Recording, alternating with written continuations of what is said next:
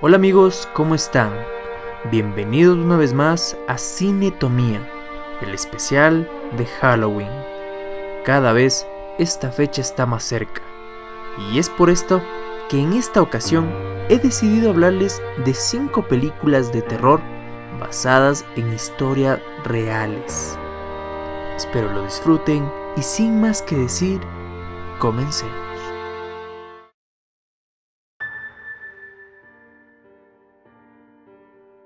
Esta película de terror fue presentada en el 2013 y dirigida por James Wan. Toda su historia está basada en hechos reales. La familia Perron vivía en una granja y los Warren sí eran investigadores paranormales que fueron a hacer una investigación a esa propiedad durante la década de los 70s. En 1971, la familia Perron se mudó a una granja colonial en Warrensville con 5 hijas e inmediatamente empezaron a vivir experiencias sobrenaturales. Todo lo que acontece en esta película habría sucedido en la vida real. La familia vivió durante 9 años en esta casa. Según la familia, el fenómeno más escalofriante era una presencia que tenía la costumbre de tocar a la puerta de la casa por toda la noche, despertando a toda la familia. Cindy, la más pequeña de las hermanas, cuenta que un espíritu habló con ella. Ella lo describe como estar dentro de una burbuja. Bathsheba, la aparición más poderosa, quería el control sobre Caroline, la madre, y estaba empeñada en sacarla de la casa, pues quería a Roger y a sus 5 hijas. Según la leyenda local, Bathsheba era sospechosa de ser una bruja y fue acusada de sacrificar a un niño como una ofrenda al diablo. Más de 2 docenas de muertes misteriosas ocurrieron en la propiedad, mientras ella vivía ahí. Bathsheba vivió una vida miserable y murió de anciana en 1885.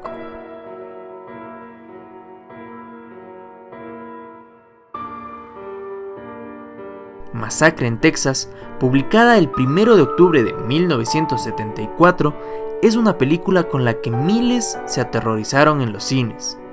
Gracias a su gran éxito, dio luz a 3 películas y un remake, pero su historia real va mucho más allá de una simple película. Edward Hain fue uno de los asesinos en serie más brutales de los Estados Unidos. Únicamente se le probaron 2 asesinatos, los de Mary Hogan y Bernice Worden, pero debido a su adicción a conservar cadáveres, tanto los de sus víctimas como los que desenterraba, y a fabricar con ellos muebles y ropa, se generó un gran impacto alrededor del descubrimiento de sus víctimas. Cuando entraron en su casa, encontraron el cuerpo de Worden, colgado de los tobillos, decapitado y abierto por el torso. También encontraron cabezas humanas en el dormitorio, piel usada para hacer pantallas de lámparas, calaveras convertidas en platos de sopa, un corazón humano en una sartén, un collar de labios humanos, un chaleco hecho de vagina y pechos, y muchos más objetos hechos de parte de cuerpos humanos, incluido un cráneo que servía de cenicero y un cinturón hecho con pezones. Al ser interrogado, Ed Hain admitió que abría las tumbas de mujeres recientemente fallecidas y robaba los cuerpos, llevándolos con su furgoneta a su casa, donde curtía las pieles para hacer sus macabras posesiones. Fue declarado enfermo mental y pasó el resto de sus días en una institución psiquiátrica, donde se destacó por su buena conducta y falleció por insuficiencia respiratoria el día 26 de julio de 1984.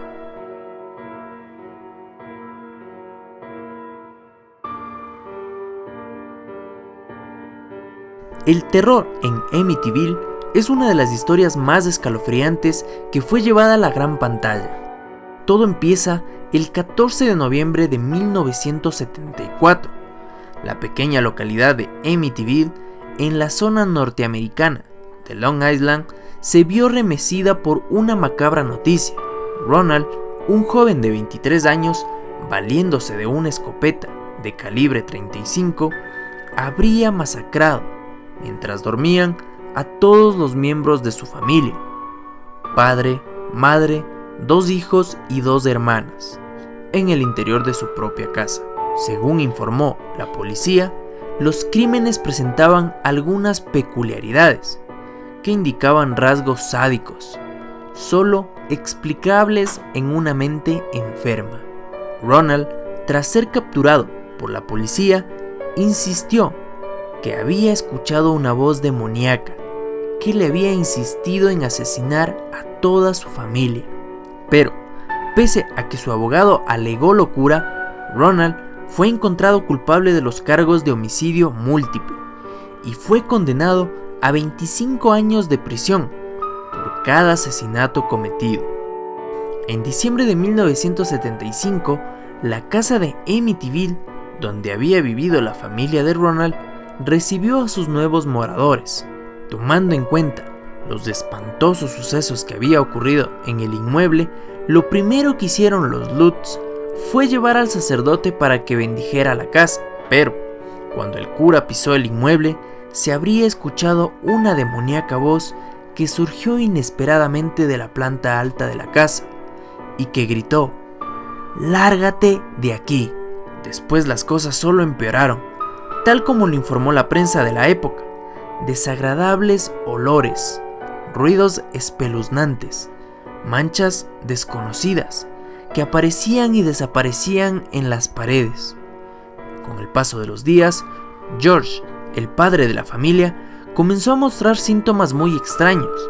Sentía un frío mortal y pasaba las horas del día frente a la chimenea. Dejó de asearse y gruñía por los rincones de la casa. Su carácter se volvió agresivo y solitario.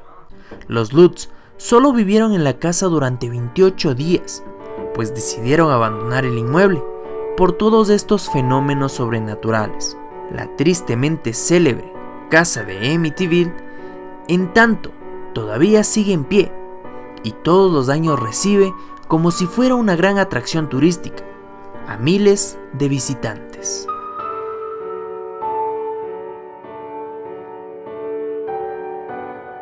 El exorcismo de Emily Rose es una película de terror dirigida por Scott Derrickson. Emily Rose es en realidad una joven alemana llamada Annelies Michel. Desde su nacimiento, el 21 de septiembre de 1952, Annelies disfrutó de una vida normal, educada religiosamente desde que era muy pequeña. Su vida cambió en 1968, cuando empezó a temblar y se dio cuenta de que no tenía control sobre su propio cuerpo. No pudo llamar a sus padres, Joseph y Anna, ni a ninguna de sus 3 hermanas. Un neurólogo la diagnosticó con el gran mal de la epilepsia, debido a los fuertes ataques epilépticos y a la depresión que sufría. Poco después de comenzar los ataques, Annelies empezó a ver imágenes diabólicas durante sus rezos diarios. Era el otoño de 1970 y la joven estaba atormentada, con la idea de que estaba poseída. Voces empezaron a perseguirla, diciéndole que iba a quemarse en el infierno. En el verano de 1973, sus padres visitaron a diferentes pastores solicitando un exorcismo. Sus requerimientos fueron rechazados. En su casa insultaba, golpeaba y mordía a sus familiares. Se rehusaba a comer porque los demonios se lo prohibían. Annelies dormía en el suelo de piedra, comía arañas, moscas y carbón, y bebía su propia orina. Luego de hacer una exacta verificación de su posesión, en septiembre de 1975, un obispo ordenó practicar un gran exorcismo.